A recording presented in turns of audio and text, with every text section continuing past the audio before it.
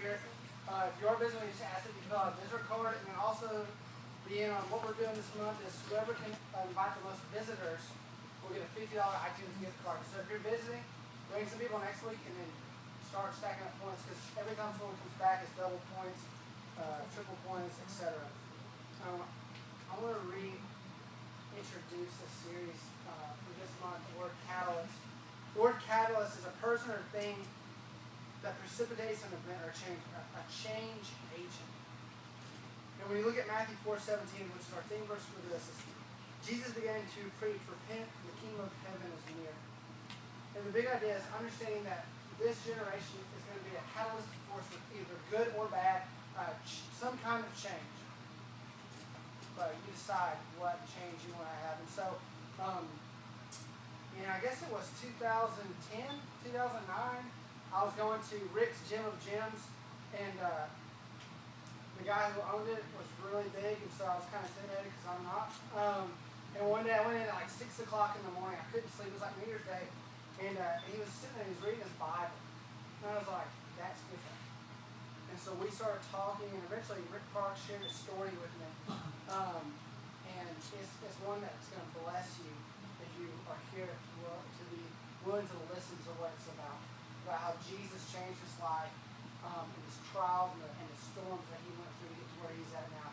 So if y'all will you welcome Rick Parks here?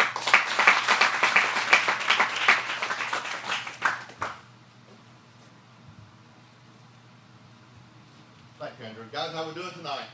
Good. Guys, my story is a little bit one of those that's kind of up and down. So if you want to laugh, you can laugh. If you want to cry, I'll probably do a little bit of that too, so you'll be fine. But one thing I want to share with you, and I'm going to kind of tie it in toward the end of my story, so don't let me forget. Guys, how many people in here think a rattlesnake bite will kill you? If a rattler bites you, will it kill you? How many people think it'll kill you? All right. I want you to remember, because when I finish this thing, I'm going to explain to you why a rattlesnake bite will not kill you. Even though everybody's always told you that.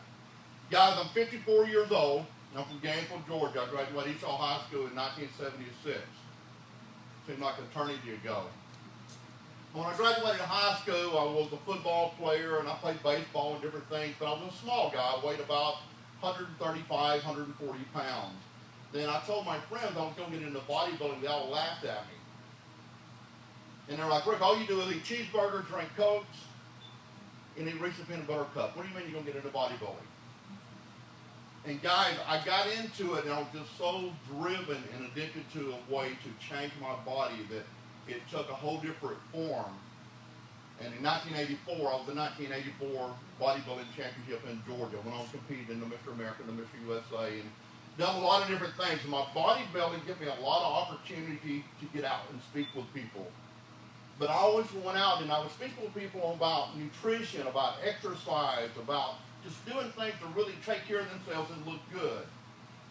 Well, I went on with my life and things evolved, and I got into the fitness center business, and I went to work for some big fitness centers, and I had married my high school sweetheart, and we ended up divorced after about 10 years. And Pam was a wonderful lady, and we're still friends. We grew apart. I don't know any other way to explain it. It just didn't work out.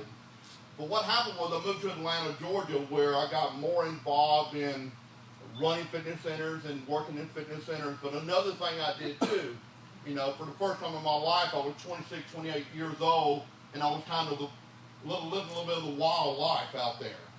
So I've always been just a good boy. I woke up and one morning just thought, I'm single since high school, and I'm getting out and have some fun. So I befriended some people that were not a good peer group for me. So I'm going to talk to you a little bit about peer groups. You see, guys, I got involved with a girl who was a new dancer. She worked in a strip bar. So here's this little boy from Gainesville, Georgia, so all of a sudden just way out in the left field doing crazy things. Now, one thing I was smart enough to know, I never got involved in using any kind of illegal chemicals, any drugs, or any of that sort. But I did have that peer group out there. And that went on for a couple of years, and I met someone else a little bit later, and I married a young lady who was just incredible. She was a fitness model. She had graduated University of Georgia, had a good job, and we went on, and I opened a marketing company and was very successful. And I was 32 years old at this point. So I had two peer groups. I had the girl that I was married to and all of her friends are all college graduates, all of them heavily involved in the churches. I'm a member of Peace Street Presbyterian Church in Atlanta, Georgia, where I joined because of my wife, my new wife there. But I also still have the peer group of the crazy life out there. I'm still friends with the girls that worked in the strip bars. And it was no more than friendship in case I get phone calls from them. I would hear some of them. But this is what happened to me, guys. At 32 years old, I had the American dream in the palm of my hand. I had it all, guys. I had a very successful company. I lived in the country club down in Roswell. I was married to a fitness model and just loved life. I really did. And it wasn't about ego. I was one of the top bodybuilders in the country at that time. It was about accomplishing a lot of things in my life that a lot of people didn't think I could do. But I was able to do that. But guys, those two peer groups just didn't go together. And even though I didn't run around with a peer group from the bars and that type, I was one of these guys. I didn't drink. I didn't get out and do the crazy stuff. I was involved in my church. But I still had those friends. And I get a UPS package one day, come to my office. My mailroom signed for it, I didn't. And it was mailed from one of the strippers, the girl that used to live with me, an ex-girlfriend of mine. And she called me up and had told me an hour or two before it even got there, said, Rick, I'm out of town. I'll send something to your office. I just don't want to sit on my porch. I'll be back home in a couple days and I'll come by and pick it up. And then Tanya, and if you ever know any of those people that are in that type of a life, and I hope at your age you don't, and I hope you never do, but if you know anybody in that type of life, they would use you in a heartbeat. And that's all I looked at that. She was just using me. I was an easy access to her to do that. So she mailed a UPS package and told me it was a stereo receiver. I never questioned it. Said she didn't want it on her porch. She was out of town. Well, about 2 weeks later, she calls me up, the phone collect, and she's in jail. She said, Rick, I need your help. I said, Tony, what are you doing in jail? What is wrong? She said, I can't tell you on the phone. It's been recorded. Go over and see my mother and she'll explain to you. So I go over and see her mother. And Tony was in jail for murder. She was 20 years old. She killed her mom's boyfriend. Okay? He had beat the mom up. They locked him out of the house. He kicked the door in. She had a gun. She shot him like 5 times. Well, I'm one of the friends that she knew she could count on. She calls me. I've always had this big heart to try to help people. She wanted me to sign her bond, get her out of jail for murder. And I respected my wife. I went home and talked to Stephanie, the girl I was married to at that time. And I said, Stephanie, I said, Antonia called me today. She's in trouble and she needs my help. And she said, Rick, she said, the girl's no good. All she's ever done is cause you trouble. She said, I don't even want to know what you do. She said, don't even tell me. I know you're going to do what you think you need to do. So, of course, I go down and sign the bond and get Antonia out of jail.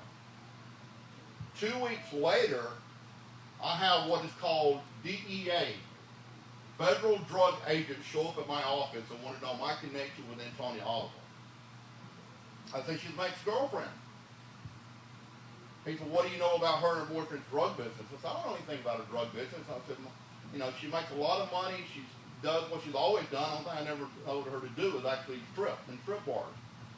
And they said, well, you got to know a little more than that. I mean, you went and signed her a bond, you're out of jail for murder. I said, she didn't have anybody else to turn to. She called me, and I just went down and got it. It was no big deal to me. I mean, it was a big deal that she killed someone, but it wasn't a big deal for me to go help.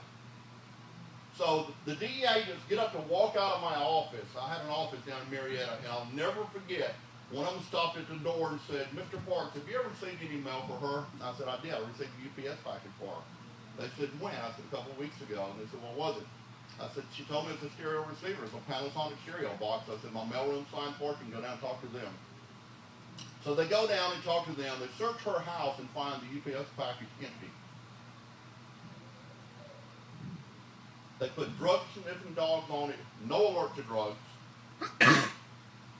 The feds come back and told me, said, if you don't help us, we're going to send you to prison in her place. And at that point in my life, the only thing I want to do is just stay out of everything. I said, you know what? You do what you have to do. I refuse to help you. I'm not going to help you. Guys, about another 3 or 4 weeks went by, and I got indicted for cocaine conspiracy. Now, here I am living the American dream, living in a country club down in Roswell, Georgia, American Fitness model, and just got life just going on. I'm very content, very excited, doing a lot of things with my church and with the community, just trying to make a difference out there. And I was a guy back then, even though I had that crazy peer group, I walked across like life. I got up and I studied my Bible, and when I went to eat, I bowed my head and gave thanks for it. And all throughout the day, you know, I'm thanking God for what I have and just how wonderful life is to me. Because, guys, even at that point, I had been through a lot. Well, this is what happens. When I get indicted for the cocaine conspiracy, I take it to trial. The jury was told, we're not saying Rick Parks is a drug dealer. We're saying you can find him guilty of conspiracy. He had to know, and if he didn't, he deliberately turned his head and didn't ask the questions. And we think there were drugs in the UPS package. You can find him guilty under deliberate ignorance. Guys, at 32 years old, I watched my world crumble. The jury come back and found me guilty under deliberate ignorance. I was sentenced to 16 years. 16 years, guys, in federal prison. You serve 87% of that time. That means my sentence length was like you starting first grade, going through high school, graduating, then go and get a social degree in college. That's how long I was ordered to go to prison. I reported Atlanta Federal Penitentiary, most deadly federal prison in the system. And if you've seen it in a horror movie and they didn't do anything to it other than walk in there and film it, it will scare you to death. The only thing that probably kept me sane at the point is not going in, because prison is a real deal. Prison, people die there. It is a very crazy place. Now, I'm a business owner, never been locked up, never been in trouble with anything, and I walk into the most deadly federal prison in the system. And guys, God has done a lot of things for me, but one thing He has given me above all probably is determination. And I proved that through my bodybuilding career, because this is what I did when I went into prison. Guys, I started studying law 12, 15, 16 hours a day. I had the law books in my hand. When the lights come on, I had the law books in my hand. When the lights went off, I had law books in my hand. And I knew that Jesus would open the door for me to come home. I just didn't know when, but I knew it. I did an entire decade, 10 years, guys, in federal prison. And I finally won a new hearing, doing my own legal work. I won 5 men's cases and got them out of prison, then I won my own. And the federal prosecutor told the judge, and it's the same prosecutor and the same judge that I had early on in my trial, which was a decade earlier, and she told the judge at that point, sir, we don't know what was in the package, but we believe it had cocaine in it. I was able to prove there were no proof of drugs. To this day, I don't know what was in the package, guys. But I did 10 years in federal prison and lost everything I had because of my peer group. And that's what I want you to think about very much so. Guys, you're in school right now. You have a lot of friends coming around you, and I'd like to think that 100% of them are great kids. But I'm no dummy, because I'm in the school speaking just like I'm in the churches speaking. I know what's going on in these schools. Guys, pick your peer groups wisely. Pick them wisely. And don't think that a little innocent fun can cause some problems too, guys. And one thing that I did learn early in my life, way before the prison stuff ever got me, guys, I walked into a funeral home at 18 years old with my 16-year-old brother. And I picked a casket out for my 21-year-old brother who just died because of a legal drug called alcohol. He was at a party, him and a bunch of his friends that he grew up with, went to school with. All of them were 18, 20, 22 years old, whatever. And they're all drinking, just country boy, rednecks, just having fun. That's all it was. But they're all drinking. The legal drinking age back then was 18, so it wasn't that hard for them to get it. And my brother gets in a fight with one of his friends. And his friend he got in a fight with, just a fist fight, no weapons, guys, just a fight. You know, and I don't know if you guys ever got into it with some of your friends or not. I think sometimes we always, you know, sometimes we'll cross paths with people that's just having a bad day and we know we love them and they love us, but next thing you know, you're